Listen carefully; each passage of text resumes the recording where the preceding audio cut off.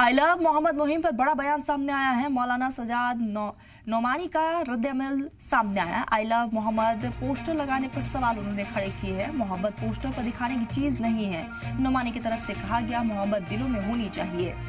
आपको बताते हैं कि एक तरफ लगातार मुस्लिम समाज की तरफ से इस मुहिम में लोग जुड़ रहे हैं। अलग अलग रियासतों से इस तरह की तस्वीरें भी सामने आ रही है, लेकिन इन तमाम तस्वीरों के इतर मौलाना सजाद नोमानी का ये रद्द-ए-अमल अपने आप में बेहद खास हो जाता है, जिसमें उन्होंने कहा कि आई लव मोहम्मद पोस्टर लगाने पर उन्होंने सवाल खड़े कर दिए। कहा कि मोहब्बत पोस्टर पर दिखाने की चीज नहीं है, मोहब्बत दिलों में होनी चाहिए।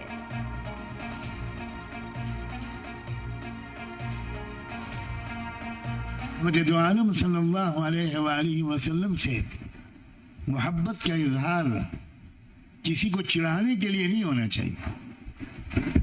मोहब्बत तो खुद बताती है कि आपको किससे कितनी शदीद मोहब्बत है। आप अपने दीवारों पर पोस्टर लगाते हैं कि आई लव माई वाइफ, मुझे अपनी बीवी से बहुत मोहब्बत है।